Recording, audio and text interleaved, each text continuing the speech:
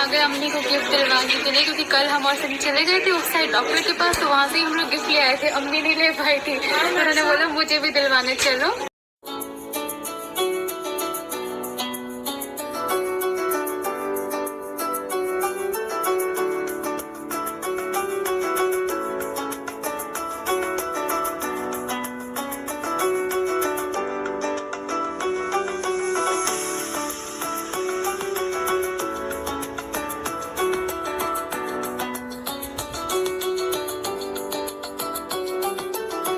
वहाँ से हम लोग आ गए बेबी हग। यहाँ से भी कुछ गिफ्ट देखते हैं। आपको क्या अच्छा लग रहा है अम्मी?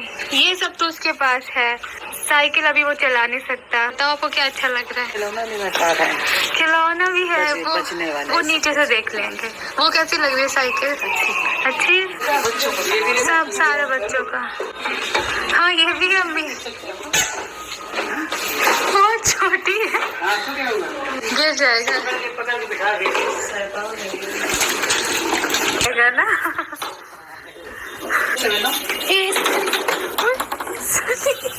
आखिरकार बेटी ने अपना फर्ज अदा करते हुए माँ की इज्जत रखी।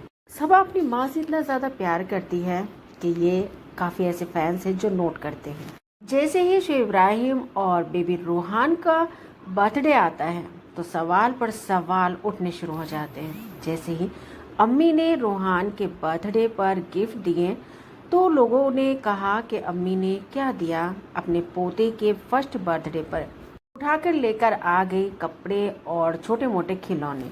जब देखा सबा ने कि माँ को सब बोलेंगे कि आखिर दादी ने पोते के बर्थडे पर क्या दिया।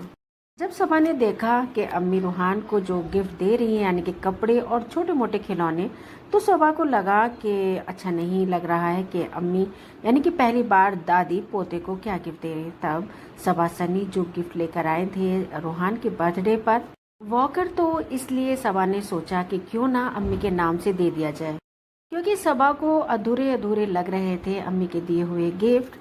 फैंस ने ये बात जब नोट की, जब सबा ने अम्मी से पूछा कि अम्मी क्या चाहिए, तब अम्मी ने बताया कि कपड़े और रूहान के खेलने के लिए छोटे छोटे खिलौने। अम्मी ने तब ये नहीं कहा था कि रूहान के लिए कुछ बड़ी चीज ली जाए, वो सबा सनी ने खरीदी थी।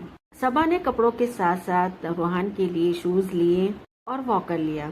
सनी सबा ने सबसे अहम गिफ्ट रूहान के बर्थडे पर दिया कि रूहान के नाम से मदरसे में पैसे तकसीम किए, 25,000 रुपए, और जरूरत का सामान यानी कि राशन डलवाया। अब जैसे ही सनी सबा ये गिफ्ट के बारे में खुलासा करते हैं तो लोगों ने कहा कि सनी ने ताना मारा है शुएब और दीपिका को, क्योंकि सवाल यहाँ उठता है कि शुएब इब्राहिम ने कहा था कि हम एक जगह गए थे गरीब बच्चों को उनकी मनपसंद चीज़ें देने के लिए, उनकी ज़रूरत के सामान उन्हें दिलाने के लिए, लेकिन वहाँ पर अजीब था। जैसे कि होते हैं आश्रम, तो आश्रम में जो सामान देना था दीपिका शुएब इब्राहिम को, तो वो अपने हिसाब से बाहर से लेकर देना था, लेकिन वहाँ पर आश्रम के स्टाफ का कहना था कि आप जो भी यहाँ पर बच्चों को देने वाले हैं वो यहीं से आप खरीदेंगे और यहीं पर आप देंगे। तो उसके बाद शुएब ने सोचा कि क्यों ना हम सामान खरीदें और जो रोड के किनारे किनारे गरीब लोग रहते हैं तो उन्हें बांटें। इस पर सवाल उठा कि सनी ने मदरसे में दिया कि सनी को ज़्यादा जानकारी है, लेकिन शुएब ने ऐसा नहीं किया। शुएब ने इसलिए नहीं किया क्योंकि दीपिका हिंदू है और शुएब मुस्लिम, और मदरसे में सिर्फ मुस्लिम बच्चे रहते हैं। तो शुएब ने सोचा कि अगर हम आश्रम में देंगे तो वहाँ हिंदू मुस्लिम बच्चे दोनों तरह के रहते हैं, यानी कि रोड पर जो शुएब ने किया दिखा दिखा कर दिया तो वो सही नहीं किया है, लेकिन जो सनी ने किया बिना दिखाए तो वो सही किया। तो अगर हम आपको बता दें कि अगर जो शुएब और दीपिका ने किया है तो वो अपनी जगह सही किया है, और जो सनी ने किया है अपने हिसाब से वो भी बिल्कुल ठीक था। जो भी दिया जाए किसी भी तरीके से दिया जाए जाना चाहिए गरीबों तक। अब दीपिका शुएब ने जो किया वो कुछ लोगों को गलत लग रहा है, और जो सनी सबा ने किया है वो कुछ लोगों को गलत लग रहा है, लेकिन अब सही क्या है तो सही ये है कि हम यही कहेंगे कि दोनों ने जो किया सही किया, चाहे वो दीपिका हो, शुएब हो या फिर सनी सबा। और आपने देखा होगा कि सबा शुएब के रिश्ते में खटास पड़ चुकी थी, लेकिन अब हालात माशाल्लाह सही हो चुके हैं। लेकिन फिर भी कहीं ना कहीं सबा के दिल में ऐसा मलाल है कि जब त्योहार का वक्त था उस वक्त शुएब उनके करीब नहीं थे, यानी कि सबा चाहती थी कि त्योहार के दिन यानी कि ईद के दिन शुएब उनके घर आए, और एक साथ शुएब, सनी और घर में बाकी के लोग ईद की नमाज़ पढ़ने जाएं। और ये बात भी सभा की ठीक है कि इसी में होती है मोहब्बत, यही है प्यार। जब त्योहार के दिन अलग अलग देखा गया, यानी कि ईद के दिन, तो इससे काफ़ी लोगों को बोलने का मौका मिल गया, क्योंकि उन्हें टॉपिक मिल गया बोलने के लिए। अब बात आती है कि सबा ने जो शुएब को गिफ्ट दिया है, तो लोगों ने कहा है कि सबा ने जो गिफ्ट दिया है शुएब को, तो वो फेक है, यानी कि फेक ब्रांड का है। यानी कि जो गुच्ची का ब्रांड का जो शूज़ दिए हैं शुएब को सबा ने, तो वो उनको ओरिजिनल नहीं लग रहे हैं। ये बात सोशल मीडिया पर काफ़ी चल रही है, शायद आपने भी सुनी होगी।